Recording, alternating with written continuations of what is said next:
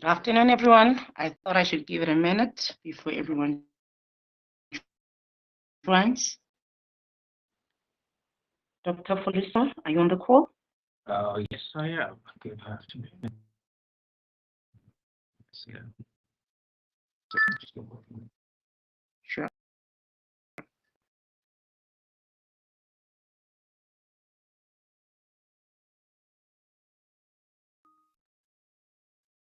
Yes, we can see you. Yes. You. Thanks. Thank you so much. I know that the picture that you have, but anyway, thank you so much for your patience. I know that there was like to humbly apologize from the organizer, and from myself as an MC of this event. And yeah, we really do appreciate your understanding. We really do appreciate that we've had before, and also ensuring that we find a common ground ultimately.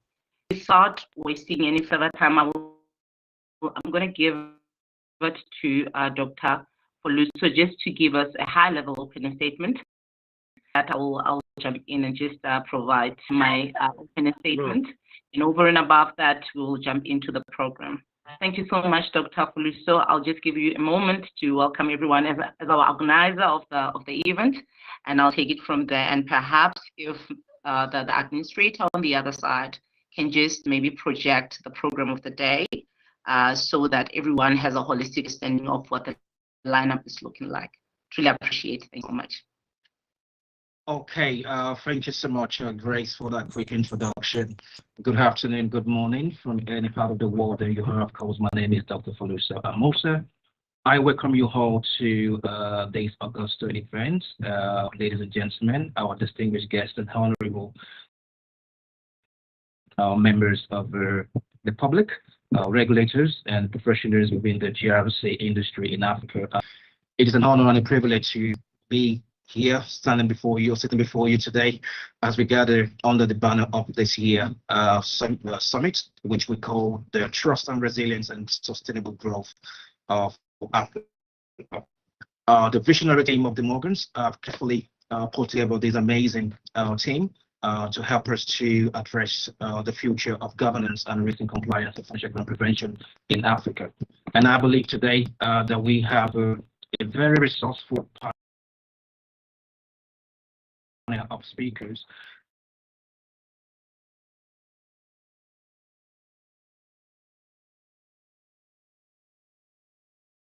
conversation day.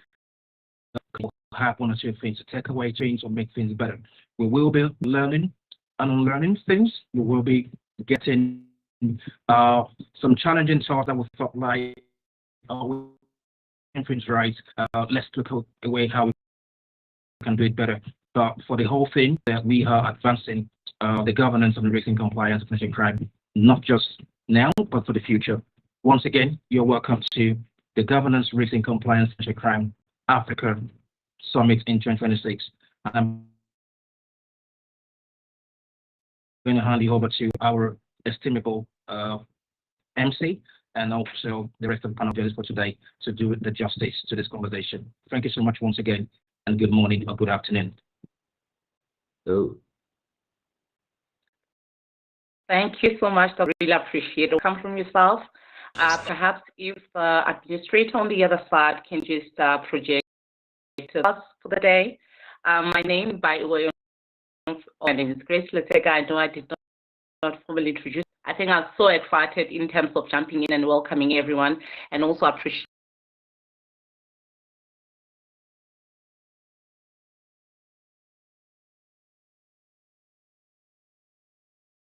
that the patients that you are trying to achieve at the end of the day.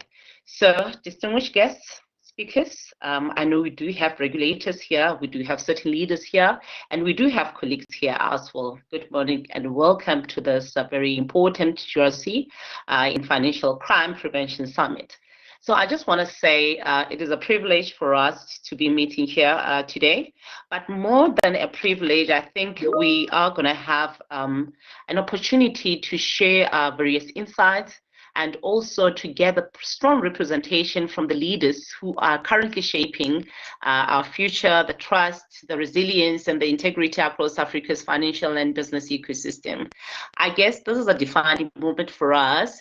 And you know, across Africa, our economies are growing, digitizing, and also we are integrating into unprecedented speed. Therefore, financial inclusion is really expanding, cross-border trades are accelerating, and digital payments, mobile money, and innovative fintech solutions are also reshaping how people and business engage with the financial system. And all these developments, they offer extraordinary opportunity for us, but they also introduce new and more complex risk. And I think that is why we're here, to unpack, for us to ventilate and dissect all these risks that we are faced with, and in terms of coming together to see how we can come up with all these mitigation controls. And at the end of the day, we walk a path where we are at least operating at a level where we are able to have a particular appetite of our risks, but more so for us to manage the impact tolerance of our risk. So the governance, risk, and compliance are no longer the back office disciplines. They are strategic enablers, fundamental to also protecting the growth and also sustaining the confidence within the long-term value chain of our businesses. But more so, similar to financial crime, it is no longer a narrow compliance issue. It is therefore a very systemic threat that undermines financial stability and erodes public trust and diverts resources away from development. Now, against Rob, the question is no longer whether we comply or not, but the question is how well are we doing from the governance perspective, from the risk perspective, as well as the compliance frameworks that are really supporting all these innovations, all this ethical growth, all this resilience. I mean, it came at a very crucial time, rather, because as such, it will enable us to connect across disciplines, across institutions, as well as across borders. And more than connection, it will enable us to share all the thought-provoking insights that we have. Therefore, without wasting any time, I think we need to use this session to hear different perspectives from regulators, financial institutions, technology providers, risk practitioners, etc. We will explore different topics, as you can see here, topic around governance in terms of how do we rebuild accountability within the public sector and governance reform. Over and above that, there will be topical topics around your emerging risks like your artificial intelligence and your cybersecurity, and also your anti-money laundering regulatory changes and etc. So I would like to invite everyone to really engage where you have questions, where you want to challenge a particular assumption, where you want to share lessons learned partnership, where you want us to think practically in terms of how we can implement some of the insights that will be shared here. I would like to invite everyone to freely do so. As such, welcome everyone. And I think we can therefore say our summit is officially open. Thank you so much. So I think maybe if we are ready, Dr. Foluso, we can invite our guest of honor, the keynote address, who will be talking around the strengthening of legal enforcement and institutional accountability in the fight against financial crime. Our keynote speaker is Mr. Mulilo Kabesha. He is on the call.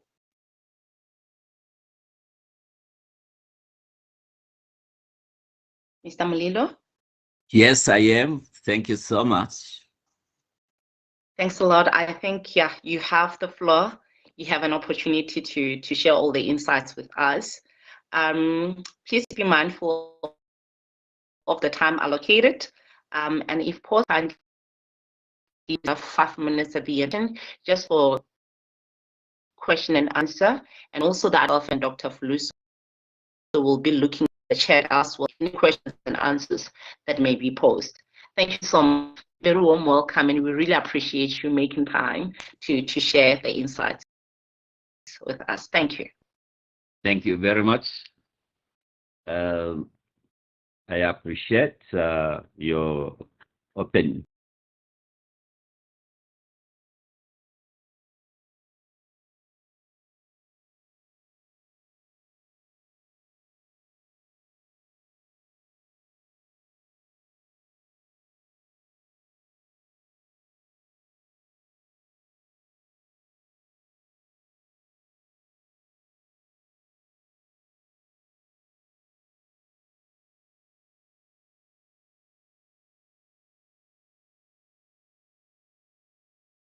Jurisdictions, good afternoon. As I begin, allow me to express my sincere gratitude to Dr. Foluso Amusa and the entire team at the Morgans for the honor of this invitation. It is a privilege to stand before you at a convening of this caliber, the governments, regulators, and the private sector from across the African continent. Dr. Amusa, your vision in creating this platform is commendable. You have established more than just a conference. You have created a space where governance is interrogated, where accountability is elevated, and where meaningful dialogue can shape the future of our institution. I would like to state that Zambia is proud to have been asked to host this important gathering.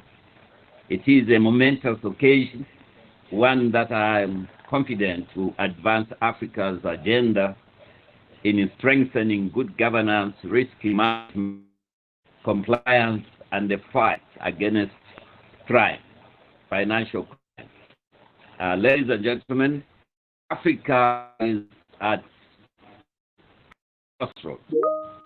The choices we make on governance, compliance, on the integrity of our financial systems will determine whether this country becomes a destination of legitimate investment and shared prosperity, or that hollow out our institutions and trade our people.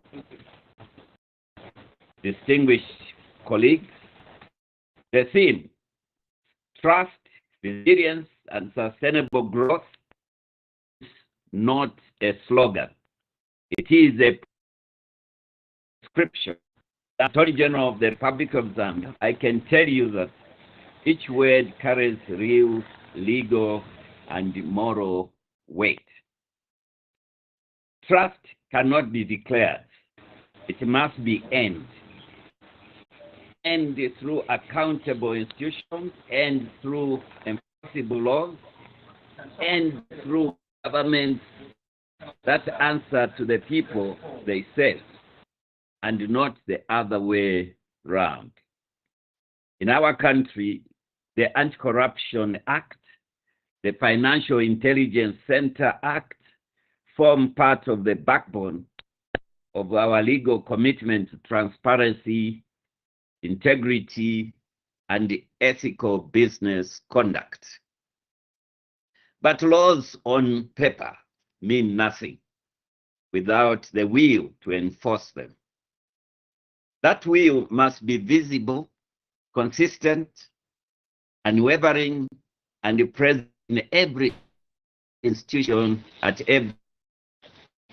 This is because regulation is not a burden. It is the guardrail that keeps growth on course and prevents it from webbing off the road. Resilience means building systems that cannot be captured, corrupted, or crushed. In a digital economy, threats to our financial systems move at the speed of light. That is National Security Act, the Public Finance Management Act, and our legislation give us a foundation to address these risks. But in this digital world, framework, as fast as the threat they confront, cybercrime, digital fraud, and precision financial crime require real-time response.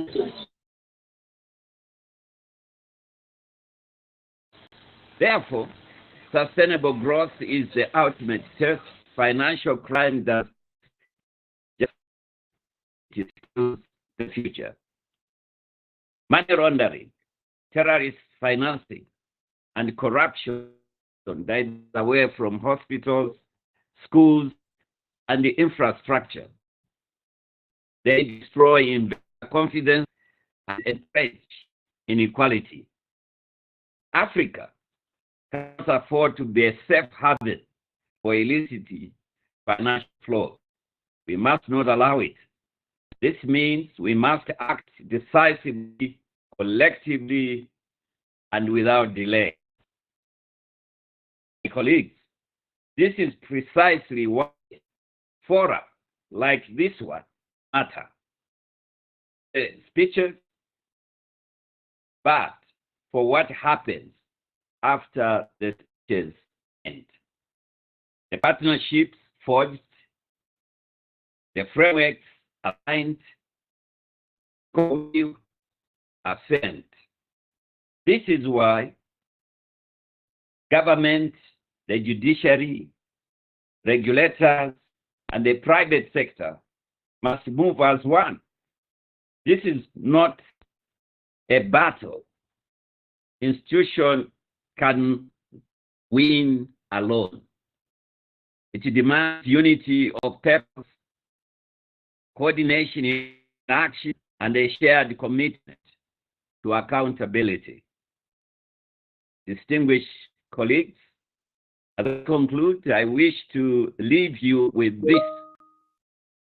The strength of Africa's governance will not be measured by our laws alone, but by our courage to confront real challenges and deliver the change we seek.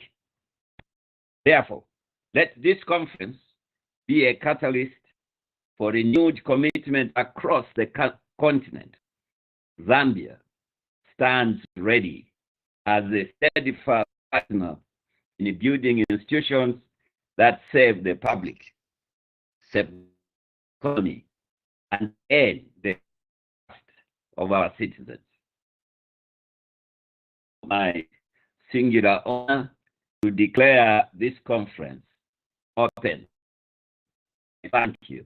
God bless you.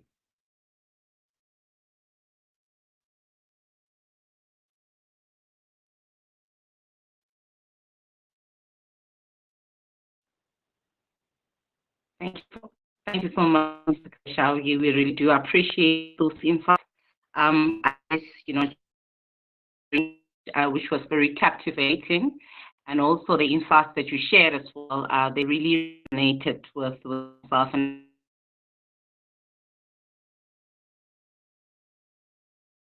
with me. My feedback to you. But I think what stood out for me is what is particularly the ethical leadership perspective, important for us to be courageous in terms of confronting real challenges.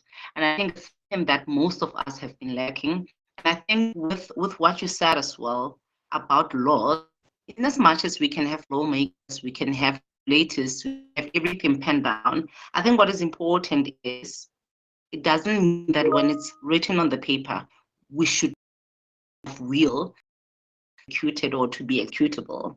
And then more so, regulation should not even be seen as a burden, but as a catalyst and a vessel to ensure that we do what is right within Africa or within disciplines and within our institution.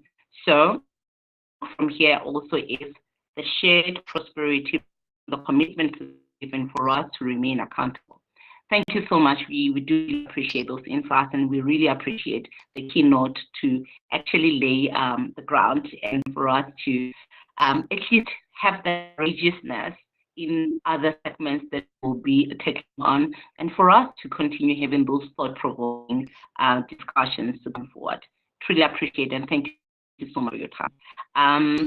Maybe as additional to what I'm about to say from the housekeeping rules, I know Ryan spoke about them, but I would like to reiterate that all the participants be on mute, may accept maybe request to our administrator to actually ensure that all participants are unable to unmute themselves. Let it be us that mute a particular participant whenever there is a question, or we are welcoming a particular speak on the segment. Happy to take questions if there are any questions from the guests as well as our esteemed speakers. I'm not seeing anything on the chat. I will also look for any hands that are raised. Okay, at this point in time, we will move on to our next item of the agenda, which is keynote speaker in terms of talking about the global governance in terms of rebuilding, especially within the public accountability and the governance reform in Africa. Notable challenges that we are faced with within the public sector, and that stems across service delivery, it stems across performance management, etc. And I think as and when we welcome Mr. Rahwale to provide us with these insights, to also remind that will be shared. These are the insights that will be shaping our various governments, our various public sector institutions in future.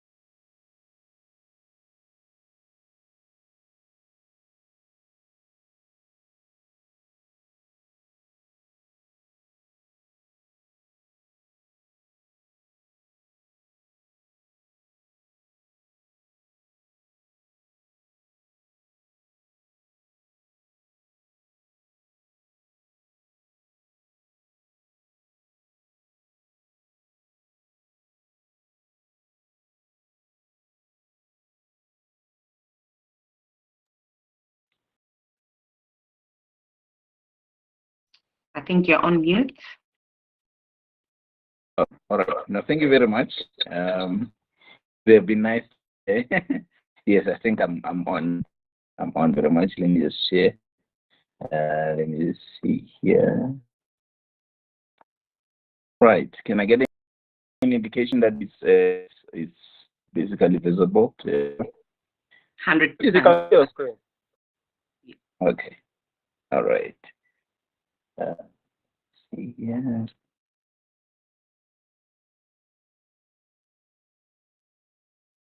It's waste.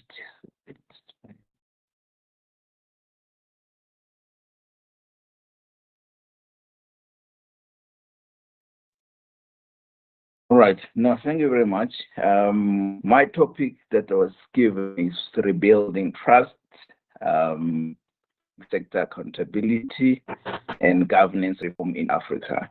And I would basically have prepared some in-depth slides to take you through, and then to be able to a good conversation, as I said, the platform and the tone for the conference. Okay, I think,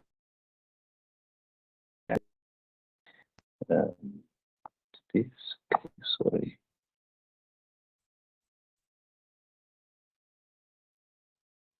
Right. If I can just go through the slides that I've prepared. The very first thing is that we need to be able to understand how do we build accountability.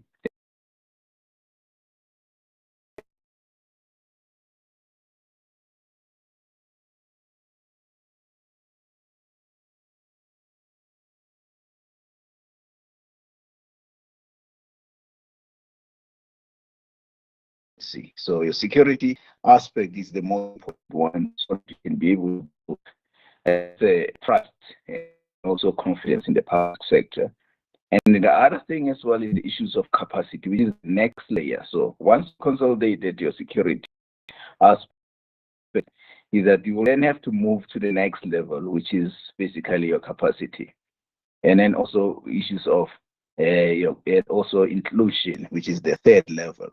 But as a base, it has to go from block to block to be able to have an issue where you have what we call inclusion, and which is characterized by free flow of information, freedom of association, extensive participation in political decision making, and cooperation of culture of political behavior. So, to obviously ultimately achieve what we call individual and collective well-being through social and economic development. All right, and basically, yes. Apologies, just to interject, but we can no longer see the presentation. We only see you. Yes. All right, let me try again. Sorry. No problem. Thank you so much. We can see it now. Okay, you can see it. Okay. No, thank you very much. And then basically, we're looking at the inclusion, the security, in terms of how then it ultimately to individual collective well-being and through social and economic development. It talks about two things: the nature determined by liberal international order, and also freedom of action constrained by rules-based international system. That's what you then achieve in terms of good governance, accountability, and obviously being able to have a good society that we live in within the countries that we live in. If I can just move to the next slide. Let me see. Okay. I think I'm having trouble. It doesn't want to move. Let me see. Can you still see the slide, Chris? No, we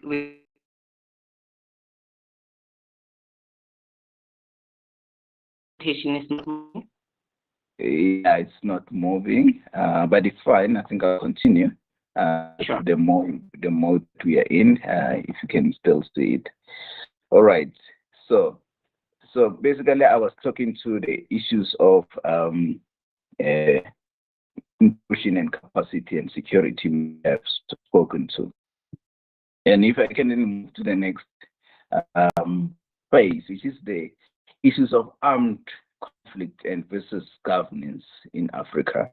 If you look at it, is that really conflict? Look at conflict. Really, is really not a one-day event.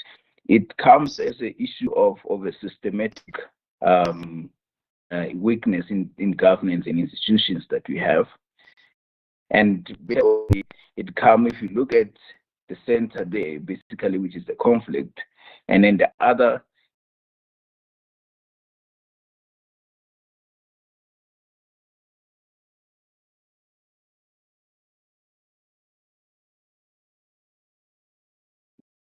position or issues of regime type, and also issues of competitive global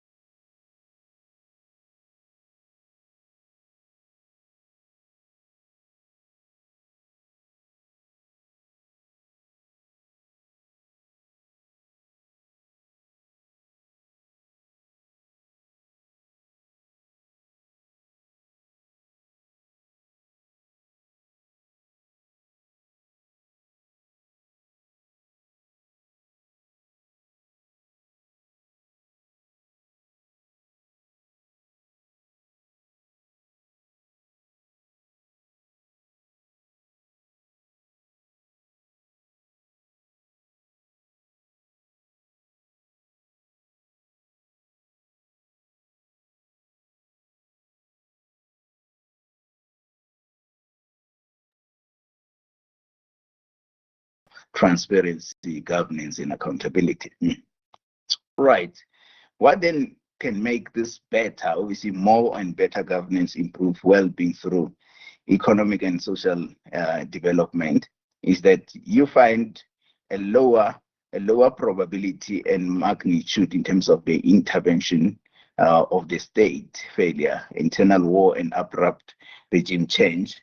Obviously, intervention of improved quality government regulations and less government corruption and more effective government and more democracy and more economic freedom and gender empowerment. The outcome of that is that we get more stability, more capacity, more inclusion, and obviously the impact is institutional setting on better governance as well. Right. If I move to what we call supreme audit institutions in Africa, which is the most, I think we will know, commonly known as the Auditor Generals, which supposed to hold a government accountable. But they can only do that if their capacity really is of good sense. So if you look at how they are performing themselves, is that, and this is a self-assessment by the Auditor Generals in Africa, is that we find that only 38% basically have maturity level to hold government accountable. The rest obviously is the incremental throughout the years, but we can see that by the year 2023 we're only sitting at 31%, which obviously does not promote what we call a good government transparency in Africa. So obviously, this is just the number of issues that they have in terms of really the ones that would have matured. They are very small in number. If you can see 2022, 2023, and the issues is around independence, legal framework, organization and management, human resources, auditing standard, methodology, and communication and stakeholder management. Really, those are the key areas for the Auditor General to be able to hold government accountable. But obviously the numbers, as in the previous slide, they are at only 31% in the whole Africa, which is obviously a sad scenario. So if I move over to what we call a framework on signal shift from compliance governance to outcome and trust governance. So this is a framework that has been just recently be released by what we call IFAC, which is an accounting body internationally. And basically, what you see there is that for you to be able to do that, there's a couple of elements that you need to demonstrate, especially at the institutional level and different institutions within your government, in order for you to be achieving intended outcomes while acting in the public interest at all times, which is in the center there. And for you to be able to do that is demonstrating strong commitment to ethical values, respecting the rule of law, building trust through openness and comprehensive stakeholder engagement. And then if you go across to number C and C there, when we say, which is in the green, which is defining the entity outcome in terms of sustainable, economic, social, and environmental benefits, which is your sustainability in a nutshell. And then if we go to the orange, which is D, which is determining intervention necessary to optimize achievement of intended outcomes.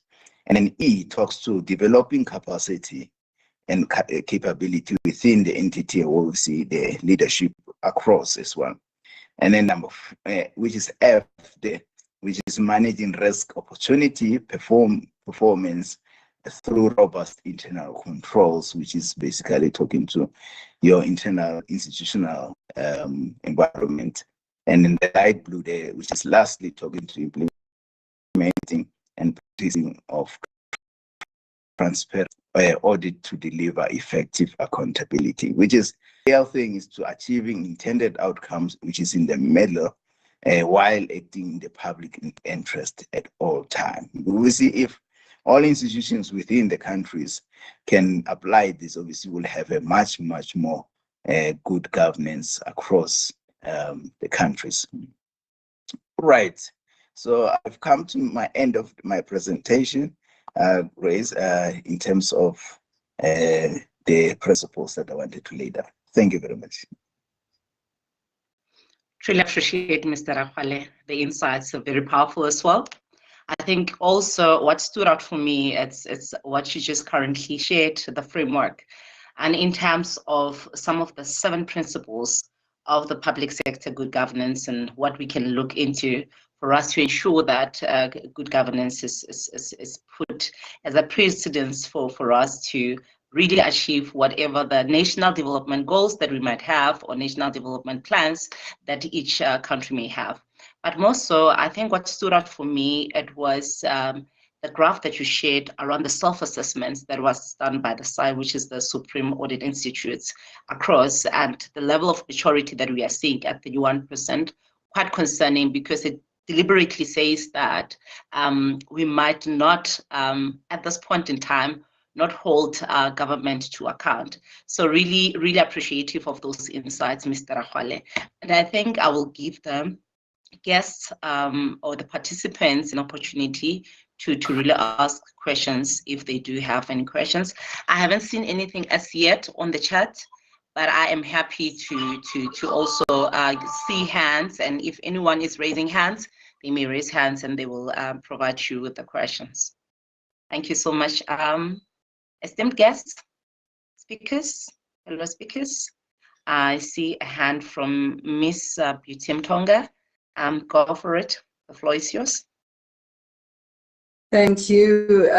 Thank you to you, MC, to the listeners, and thanks to the speaker. So my question is more around the Auditor Generals and they to hold government to account. I mean, obviously 38% is quite low in terms of their self-assessment. What does that mean for you as auditors? And is there any intervention that you can provide or you have provided before? Thank you.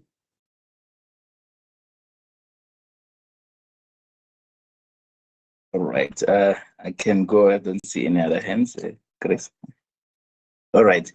So basically, you've got an institution called AfroSci, which is an institution for auditor generals in Africa, and then we've got also another one for the French-speaking African countries.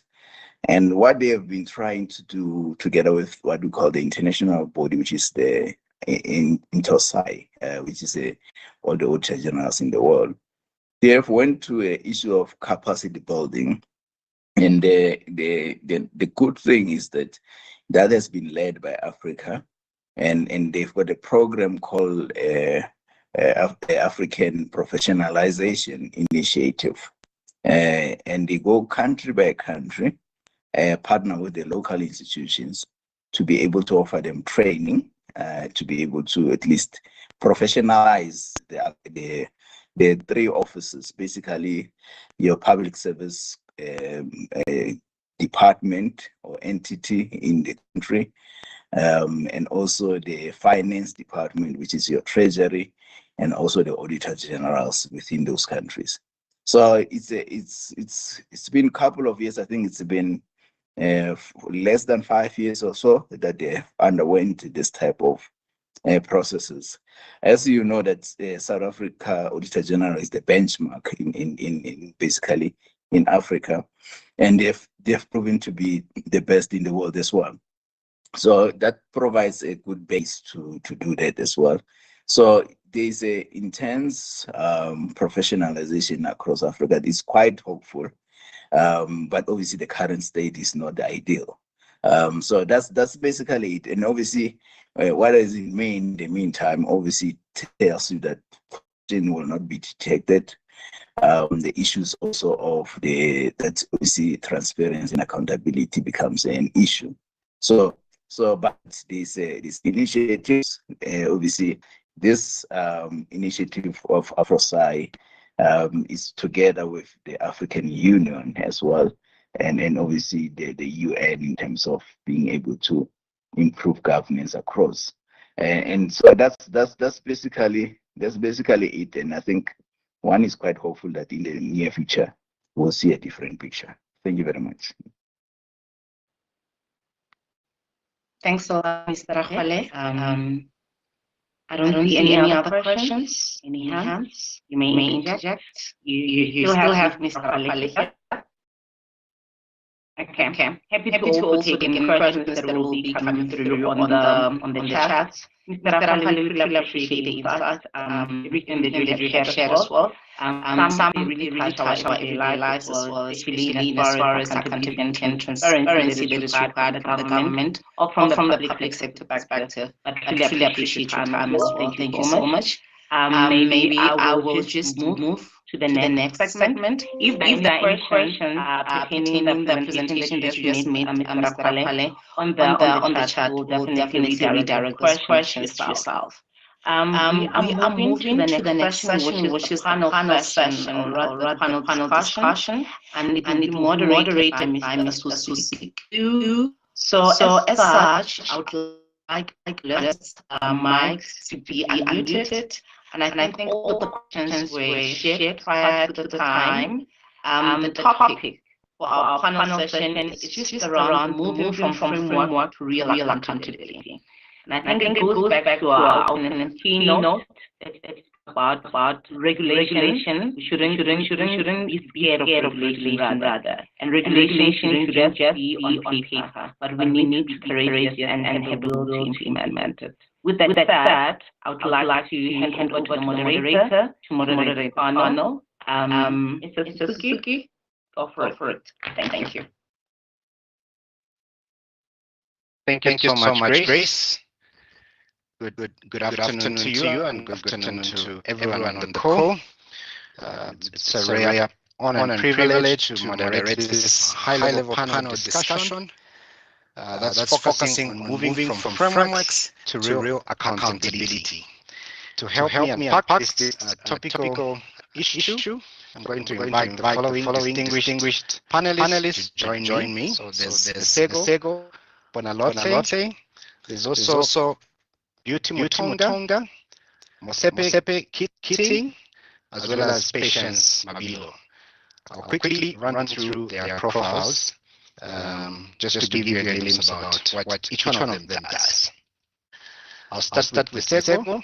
She's a highly respected governance, risk and compliance expert based in Botswana, who currently serves as a specialist consultant and key speaker for industry events like the 10th annual GR conference. With a career highlighted by her tenure as Chief Risk Officer for FNB Botswana, she has established herself as a leader in transforming risk management from a regulatory burden into strategic business advantage. Expertise encompasses enterprise management, digital compliance, and the integration of ESG standards within corporates. Beyond her corporate achievement, she is the founding chairperson of the Botswana Risk Managers Association and a dedicated mentor who focuses on positive leadership and organizational resilience. Sego, welcome to this chat. Thank you.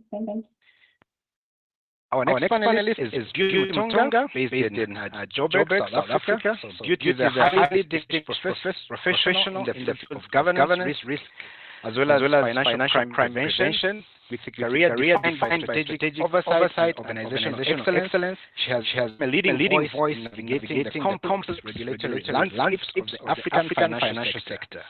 Possesses deep sector expertise in implementing proactive risk management practices, identifying and mitigating threats associated with financial operations, and ensuring adherence to both local and international standards.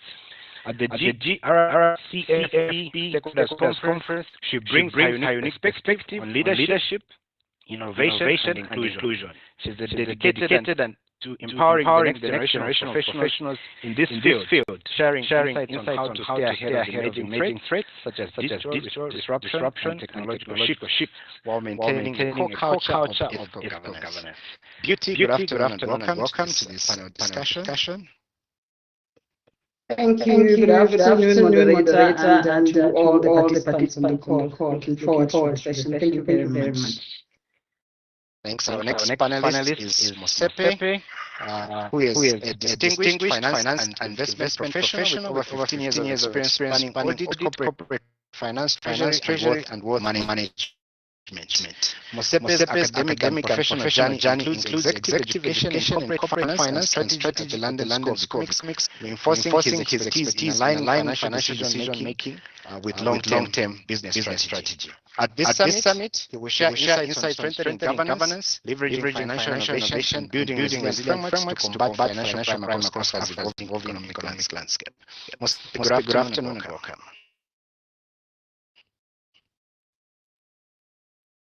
Our next panelist is also Patience Mabilo. She's a seasoned governance professional. She served as senior manager for corporate and investment risk strategy at the ABSA Group, where she also women in risk forum, driving female leadership, representation, and advancing ESG ambitions. Beyond corporate leadership, Patience is deeply committed to mentorship and empowerment. She actively supports African girls through the global technovation program, coaching them to harness technology for community solutions. Patience, welcome to this chat, and I hope you're on the call. Yes, I am. Thank you so much for the invitation. Looking forward to the discussion. Thank you. Let's get right into it. Let's start with Lesego. Currently, many organizations claim to have mature governance frameworks, yet regulatory breaches continue to persist. What is the issue here? Is it poor design, weak enforcement, or deliberate risk-taking mastered as strategy? Thank you very much for that question. So I just want to step back first and think of mature governance framework. Often you find that when we talk about mature governance framework, we mean well documented. Are the policies in place? Are they written by the board? However, when it comes to governance framework maturing, we need to look at whether they are well embedded or not. So we find that there are a lot of policies and organizations. Policy rich, practice embedment of these things. There tends to be a very big gap, and this is where it's headed. Because what is in manual you find is not often being practiced. So when we also look at just governance frameworks and the guidelines for those, a lot of it derived from global practices. As Africa, we have not yet customized our own governance framework that are fit for purpose for ASEAN and Africa. For example, if you take KYC, in Africa, it's standard for people to live in homesteads, we have multiple cattle fields and so on. And these are normally not areas where proof of residence can be provided. So we have very international standards that need to be implemented in Africa. And then for that reason, we find that governance becomes more of a tick box exercise, which is why when regulators move in, they find a lot of policies that say we will do this, we will do that, but the practice is actually very much different because of that weak alignment gap.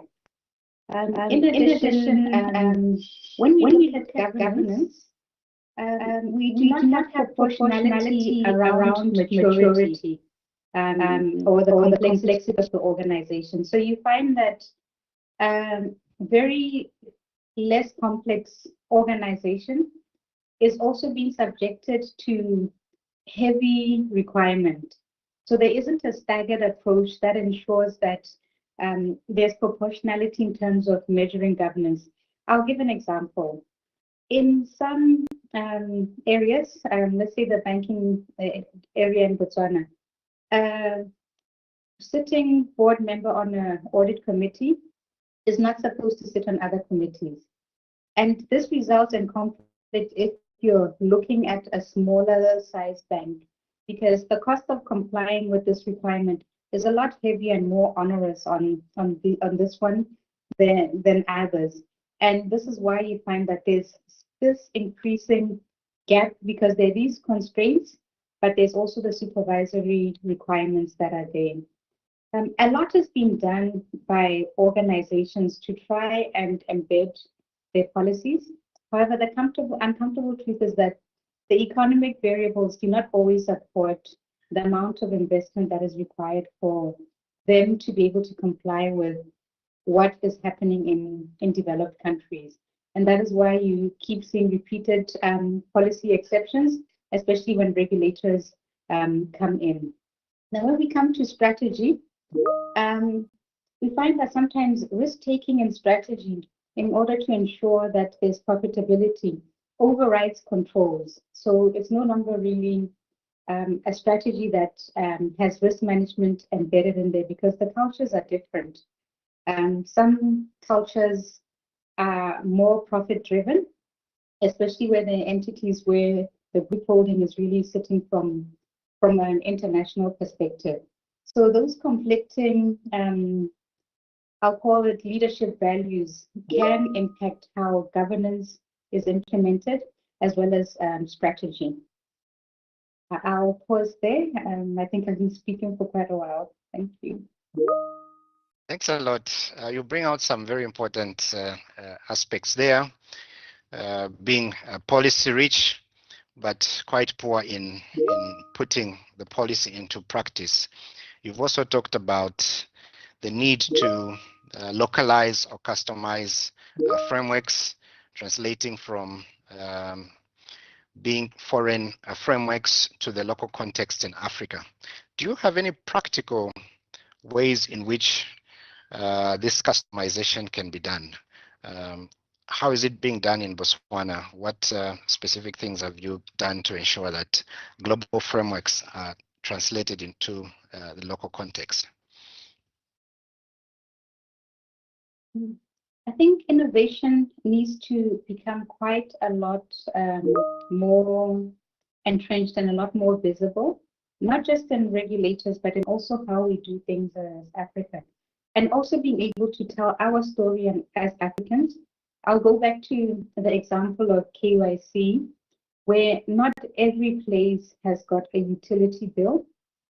Not every place can be documented.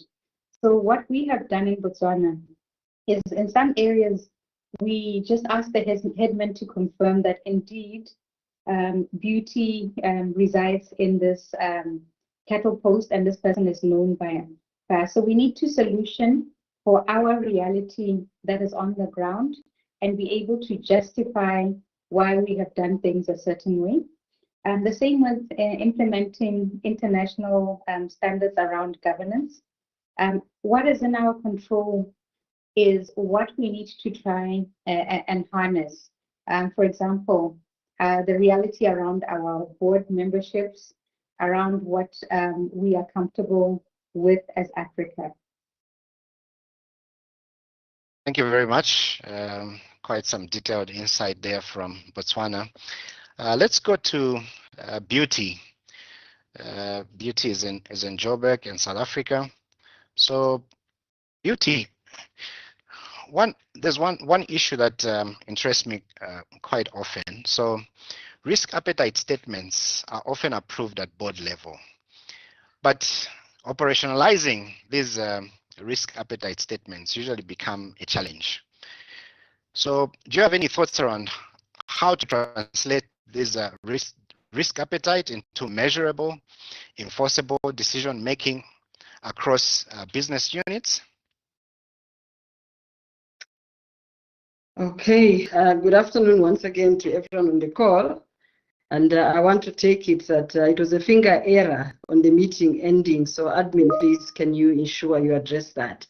But thank you very much for the question. And I think it's a good question.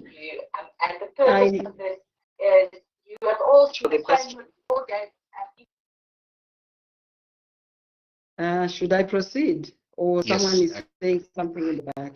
Oh, okay. No. I was saying, no, it's a very good question that you've asked, moderator there, because time and again, we see appetites, to your point, being drafted and approved by the board. But to start with, I thought maybe I should take, a step backwards, because not everyone understands what we mean when we say appetite, right? So I think for this conversation to be more meaningful is to sort of say, what is appetite? What do we mean by appetite? Yeah. So appetite is the level and amount of risk that an organization is willing to take. Because we are inherent in as far as risks are concerned. There is no organization that can say there is no risk that I will never take. But in having said that, okay, organization looks at how much of risk can it tolerate. Yeah, even by virtue of human beings, we work with risk, but how we manage it also considers the appetites that we have. And these appetites, as they are approved at board, in some instances, they just sit at a certain level. And it's bringing me to the points that Attorney General mentioned as an example to say laws on paper mean nothing. Yeah. Similarly, an appetite on paper means nothing. We can have it beautifully preparedly for the auditors to come and see there's an appetite. So how do we move to the next point to make sure this thing is operational and actually achieves what it needs to at the end of the day? And so the first step would be, obviously, to ensure that from the statement which the board has approved, we have a framework, right? And that framework is going to determine what are the tolerance levels, what thresholds you're in, okay? So in those thresholds, we have what we call qualitative measures, we've got quantitative measures, that are usually in the form of key risk indicators. So those key indicators actually, at the end of the day, speak back to the appetite, because the appetite is a statement, remember? But how do you make it into your processes, into it being operational, is through the indicators. And those indicators are written in such a way that they speak to the organization, they speak to the different areas that sit in a particular organization, and they speak to our processes. Across in a financial institution, be it in a non-financial institution, your indicators will speak to the organization. Have those indicators to make it into, again, operational. They have to be backed by effective control, monitored to make sure that what we are saying as a tolerance level becomes something that is embedded in business. And the appetites should actually be looked at in a strategic level, because you cannot have a strategy that doesn't consider what appetite you want to take. It's like saying, I'm going to have a product that you don't want, but because someone in another area says, I want that product, and you want to have it. So your appetite will actually say, can I take this product? And with this product, what level or amount of risk comes with it, right? Then you begin to now say, okay, this is what I have that I'm going to measure to make sure, because ultimately what we look at is to ensure that whatever risk we identify, we can't run away from it, doesn't materialize to a level that will affect the operation of that industry. And it's got to have owners. Ownership and accountability is quite key with your appetite statements. You can't just write it and assume the board. Remember, the board is not operational. It's management and the levels below that needs to ensure that they make use of the appetite indicators. And then at the end of it, rate where you are. Did we take the right decision? Does it support us as an organization in terms of making sure we have that indicator operational? If I may be allowed to stop, can I stop there? Otherwise, yes, I will not end. I'm very passionate about risk, by the way. So, thank you so much, Beauty.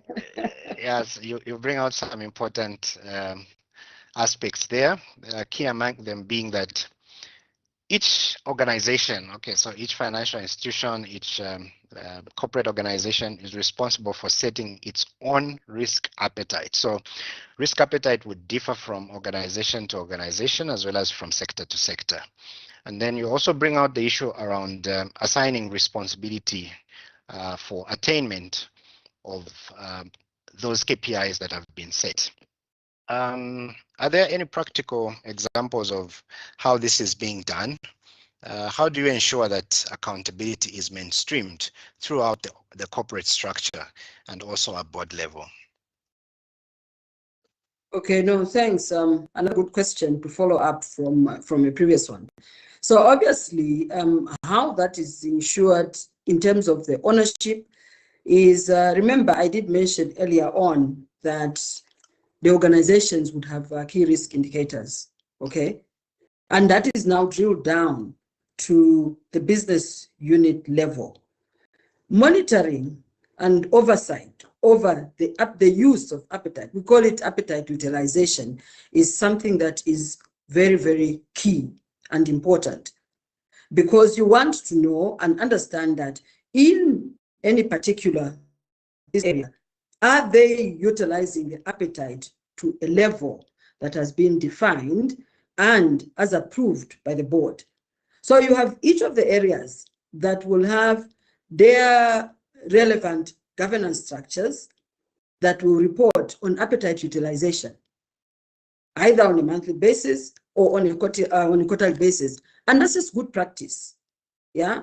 And now it's going to even become easier because of AI. But at the same time, AI cannot be the sole factor that will drive and monitor or how appetite is utilized.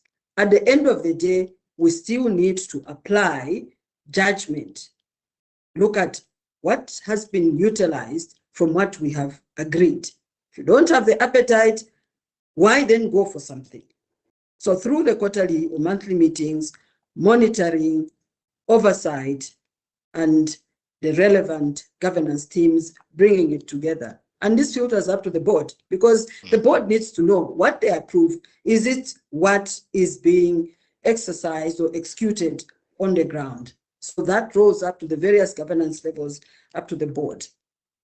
Thank you.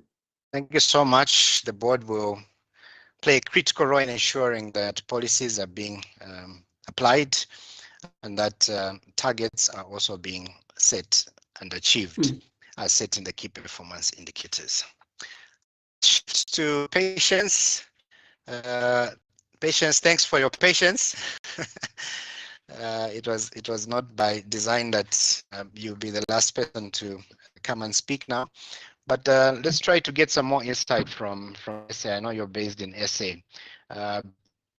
As we implement governance frameworks and risk frameworks, there's a likelihood that there will be failure in terms of being able to achieve the target set in these frameworks. And usually questions arise: who should be held accountable? Is it the executives or is it the boards? Will this responsibility be assigned collectively, or can it also be assigned to individual executive directors as well as individual board members? So my question to you is, when governance failures occur and accountability is diluted across the committees as well as various leadership layers, do you think that individual executive members and individual board directors should face direct consequences? Direct consequences for these failures? And if so, how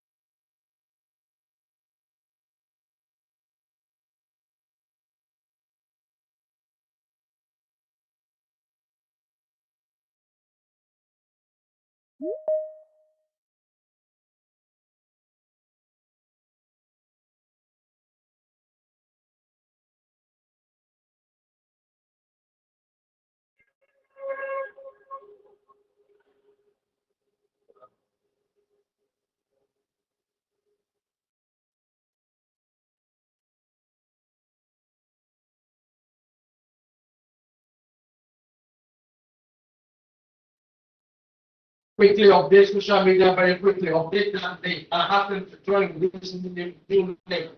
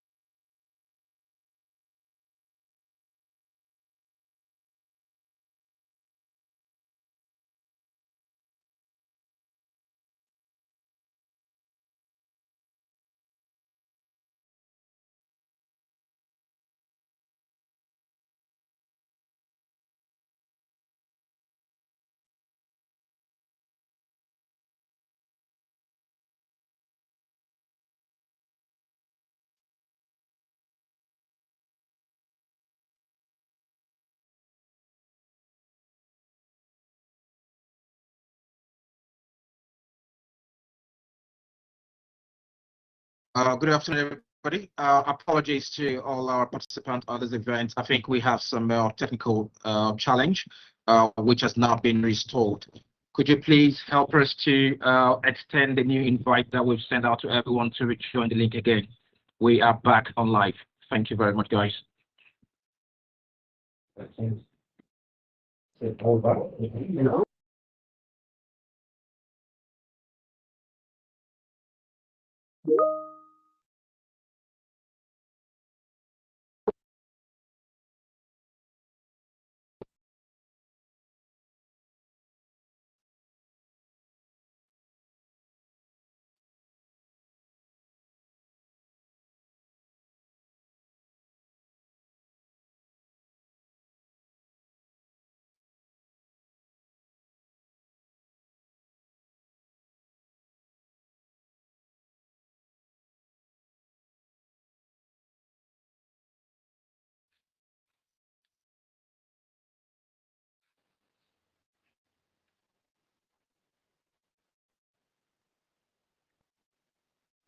Doctor, I think other participants are struggling to come back onto the session.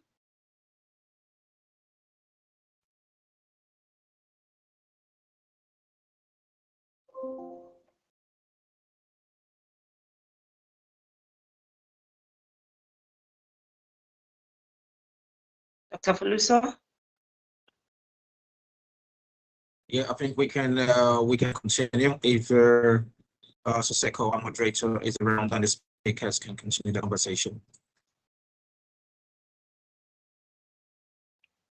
No, it doesn't look like he's around. And also some of the participants that were on the panel are not here. And I think also there is another link that is being they attempted to join back using the other link and be failing. Would it be possible? I don't know who's the administrator, Mr. Foluso, who's administrating this platform. Okay. Can we communicate the updated link perhaps to on the participants group chat? Yeah, it's on the call as well. So it's on this call. He's listening as well.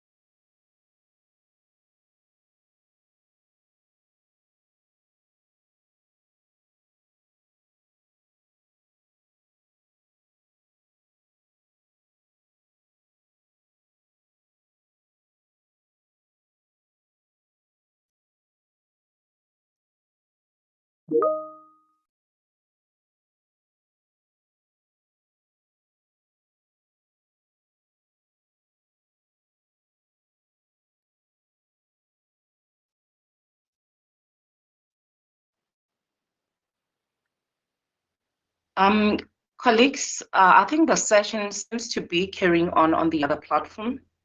And yeah, we may need, I don't know which link,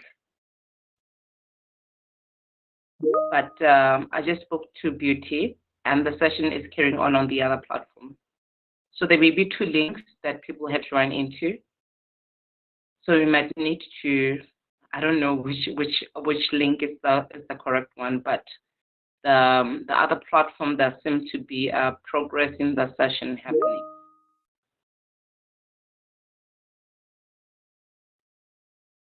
Dr. Foluso, is Tayo the administrator?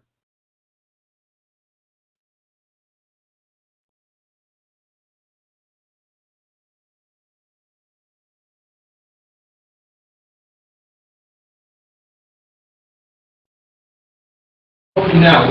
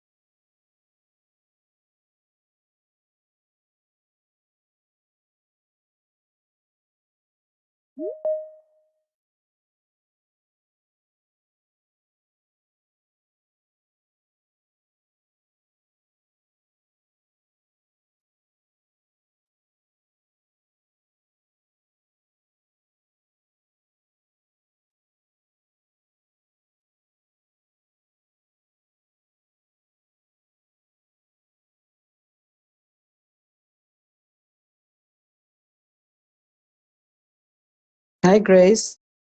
Are you there? Yes, I'm here, Mom Beauty. I'm just trying to get the administrator to get into the other link and tell everyone else to join into the current link. Okay, I think Susiko did. He asked everybody to move to this link. Okay. Okay, that's perfect then. Okay. Thank you. I'll just wait for everyone to come through then. Okay.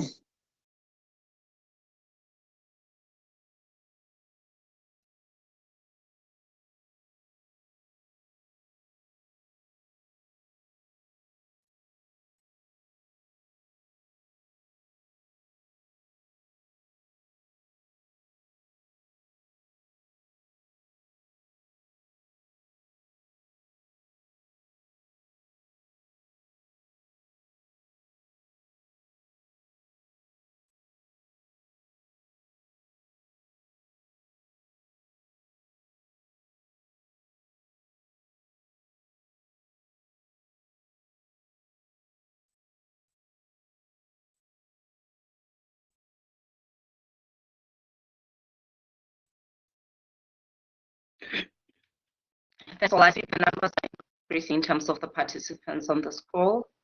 And I would like to believe that the panel 2 session has now concluded. Mom Beauty, I know that you were part of that panel discussion. So I'll just maybe request that the program be shared on the screen whilst we wait for others to join.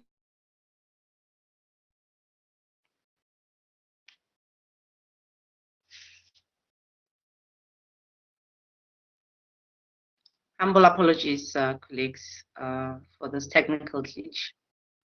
I was also kicked out, so as I was trying to come back, it kept on telling me that the event has concluded. So I would like to apologize on that and also really appreciate your patience in this.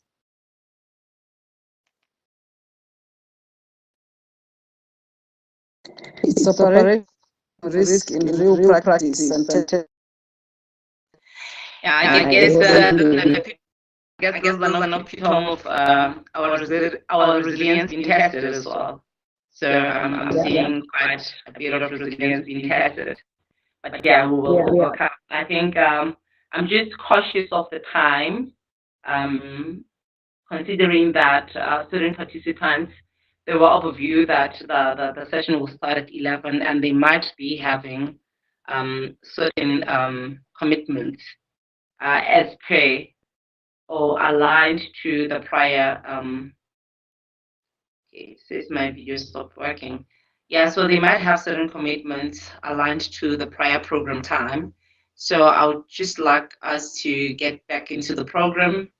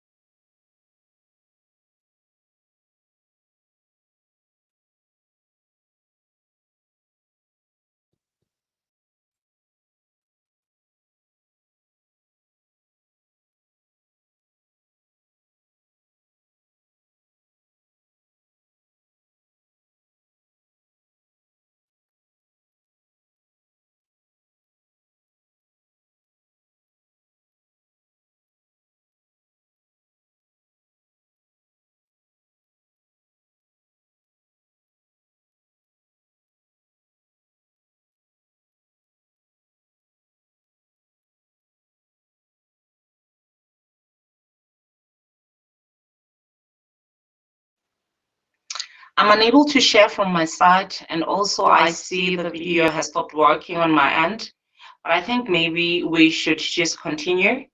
I would like to believe that panel one has concluded, and we'll just move over to number 5, our segment on industry keynote, which the topic is around the balancing of growth, risk, and regulation in modern financial institutions. I think this will be provided by Warren Manuel, the founder of City.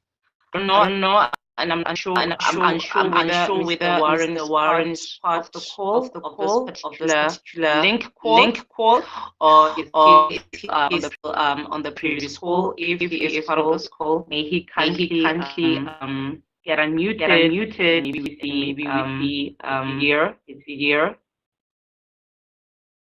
I was gonna try and hide away from you, just to make things more complicated. But it's not. How are you doing?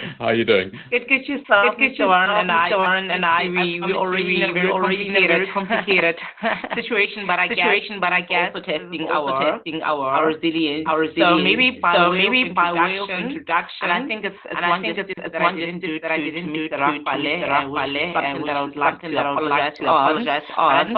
I thought perhaps I should go through your bio. I'm not gonna go into all the nitty-gritties whatsoever.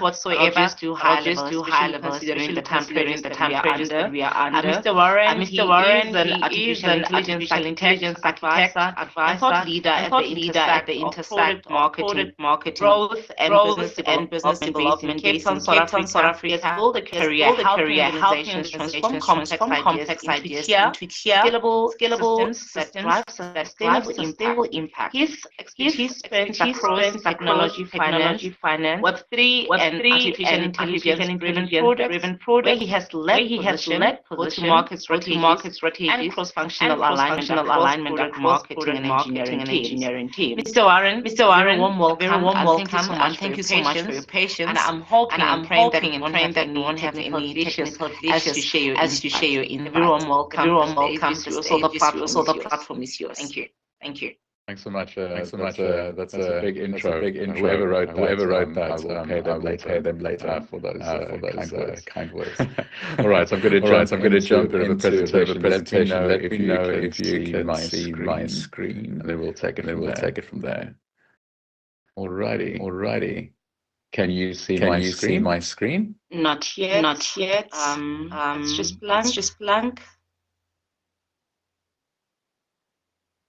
Can you see it? We can hear you. You can see it. Okay, it could be on my end. All right, perfect. Okay. It's a pretty big topic, and there's many different ways I think that this one can be considered. So I'm going to dive on a little route that speaks specifically to the modern financial institution or institution side of things. Let me start. I'll try and move a little bit faster. Time is precious right now. So let's dive in. So thank you for inviting me. And obviously, good afternoon to everybody that decided to join this. It's great to be here. What I'd start off by saying is we're at this intersection right now. And we're standing at the edge where I would say this is Africa's digital renaissance that's happening right now. We're no longer adopting technology from the West.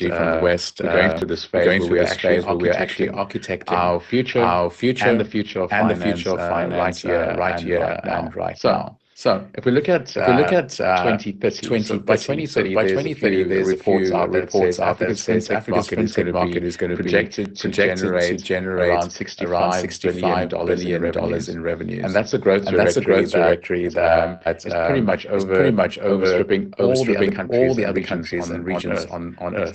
That's a big presence going through. I think to myself, if you dive into all of these particulars, as a leader within this GRC, or as leaders that lead in this particular space, we know that speed has a double-edged sword at the end of the day. In our rush to be modern, we face the opportunity where we very much face the trinity. We need to have a balance between growth, risk, and regulation. So if we focus only on the growth side of things, we build agile systems.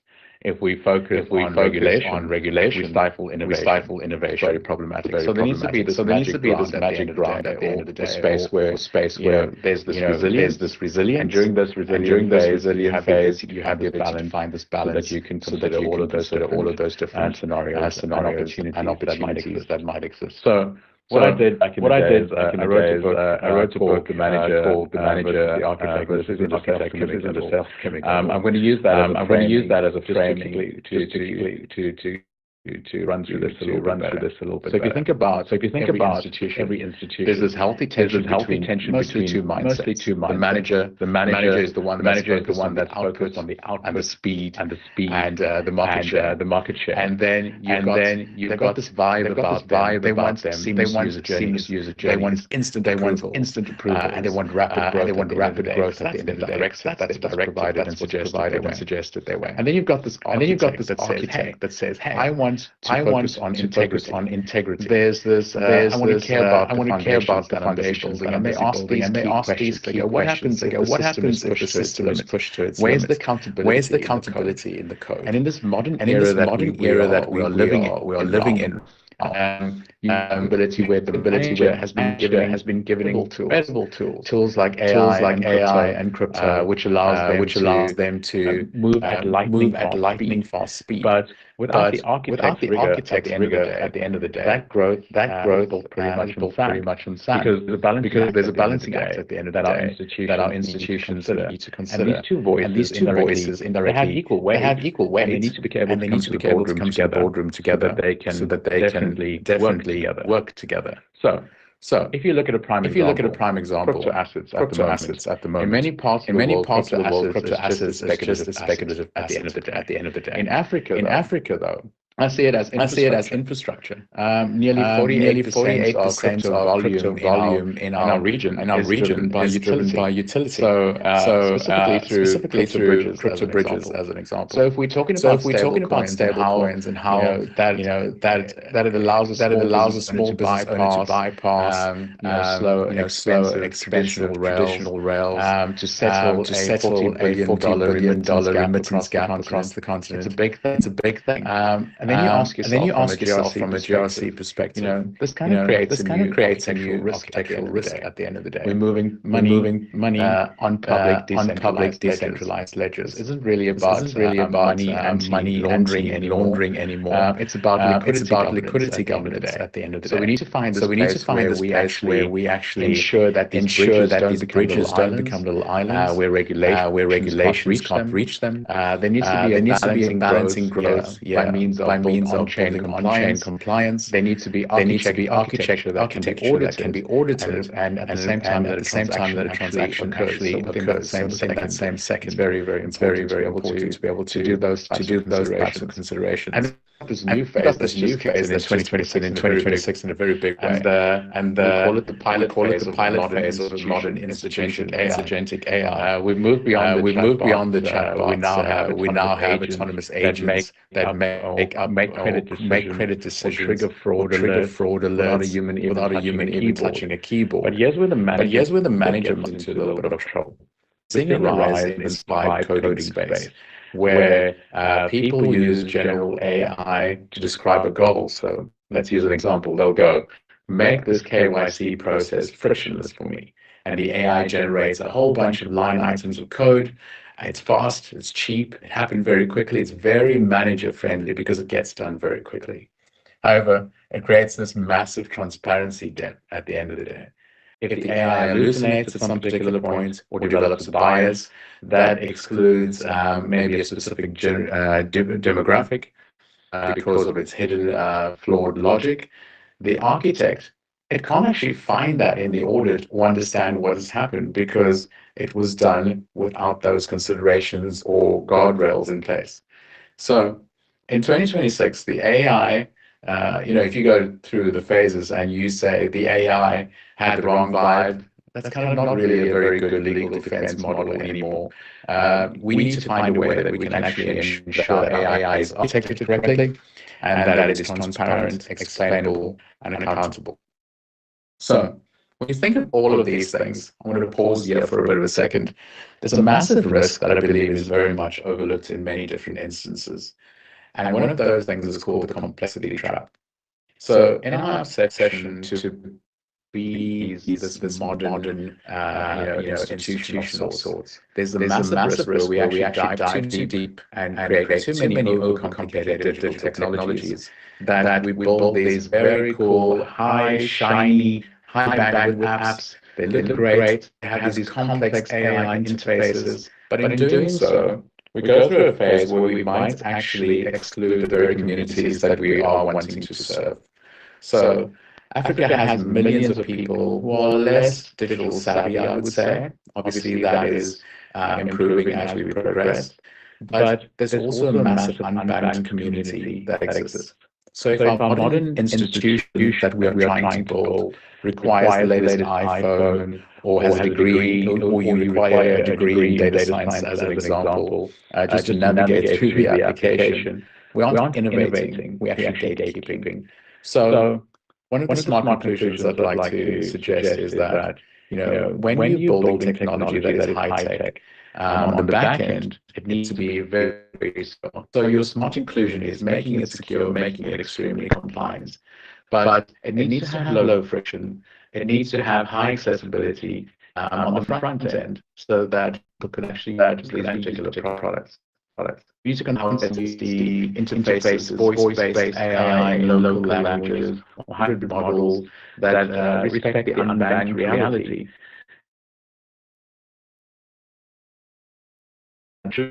That you well reach the 10% of, but you're actually trying to build this digital floor that everybody can actually stand on. So as we progress, there's another part that comes into play in a very strong way. It's we're building these inclusive systems, but the architect has two more big battles to deal with. Identity, and then you've got your sovereignty side of things, and that's the data aspect. We're seeing a rise at the moment of these synthetic identity fraud scenarios. 2026 criminals, they're basically using deepfakes to bypass biometrics. They're literally one could say wearing the face of the fraud. We can no longer rely on what seeing is believing, because it doesn't exist anymore. So we need some type of cryptographic identity that speaks to the proof, which is based in mathematics rather than just a selfie, because that's how strange the world is becoming at this moment in time. There's a second part as well that says we must consider data sovereignty.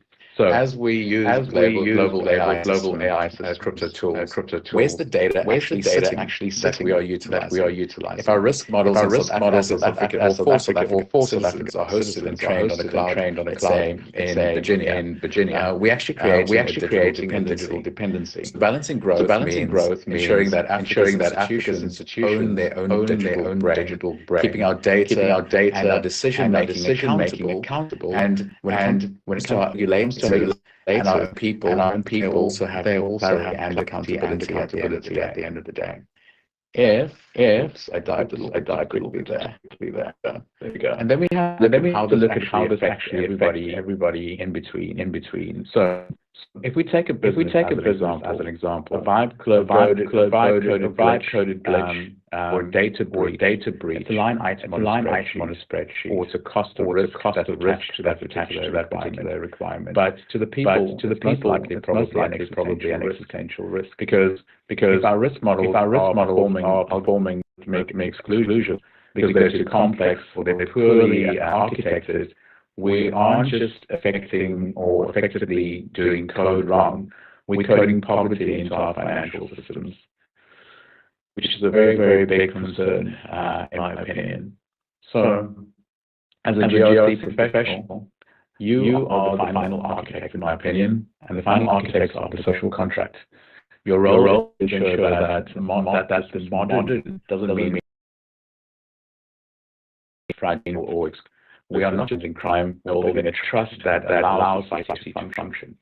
So when you get the balance, we don't just protect the business, we actually protect the person as well that's utilizing these particular tools. So when you find this balance to be difficult, you need to realize that you can't actually do this on your own. You need partners who understand that resilience. You need to know that you're not doing a software patch and that you are not just trying to fill a gap. Over the post, there are these different spaces, and there's a few organizations out there that really embody what's called the architect mindset. They don't sell you tools, they build the integrity around those particular products and requirements. Understand that in different contexts, modern doesn't mean unbreakable. Whether you're building crypto bricks or you're deploying AI agents, you need a partner to understand that the managers is always supported by the Architects Foundation. And all I'm trying to say in that particular space is when it comes down to building and deciding what your regulatory approach is, what your technology approaches are, make sure that integrity isn't just a requirement, it's the best strategy to the growth that you're trying to create or the systems you're trying to develop at the end of the day.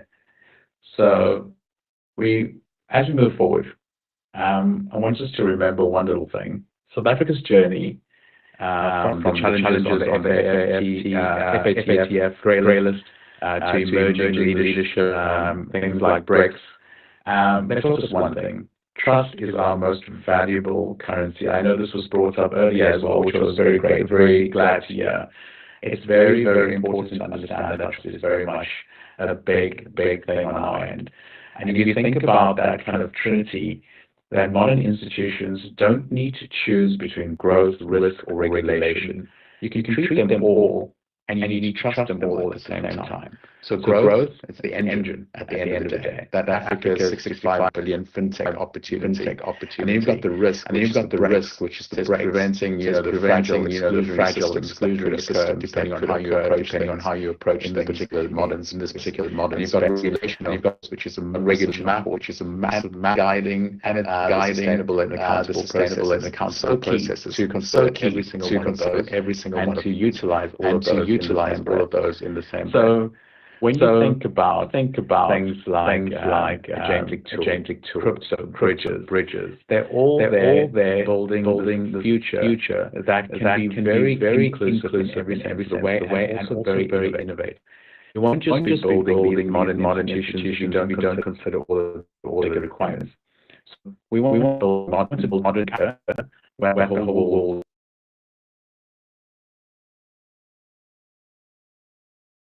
because it's such a powerful thing to grow into this particular space. So I'll end with this particular says, then we want to build together. Consider the architects for integrity purposes. Ensure that your AI, your crypto, your financial requirements, your data systems, everything is transparent and accountable, that you have that understanding. And at the same time, design for inclusion. You can build very cool high-tech backends, but consider low-friction, accessible front ends when you're developing your approach to your financial modern tools.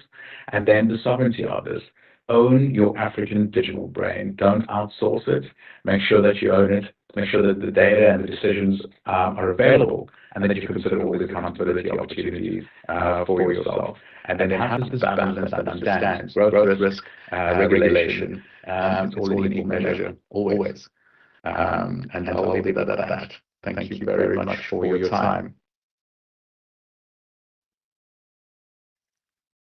Thank you so much, Mr. Warren. Really appreciating that. I know at times, especially when it comes to artificial intelligence, we kind of think, is this technical? How do I fit in? I like how you actually integrated and augmented the role of the GRC within this, and also the fact that we need to start owning our African brand, digital brands rather. I think those are very important. You mentioned some terms around the deepfake and how it can be used at times to bypass certain biometric related measures, etc. And I think at times we don't really take these things serious, but this is the reality and they are really happening. And you may find that even these researches are actually happening at a very, very supreme big organizations where we thinking that their technological landscape is very matured. So we truly appreciate your insights, and I think I'm going to give an opportunity for questions.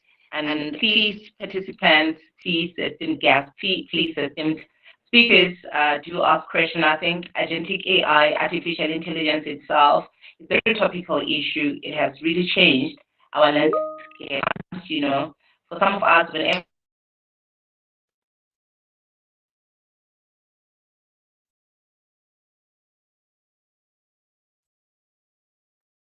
Grace, I think you froze there for a second, at least from my end. I think my side as well. Yeah, no, she's frozen.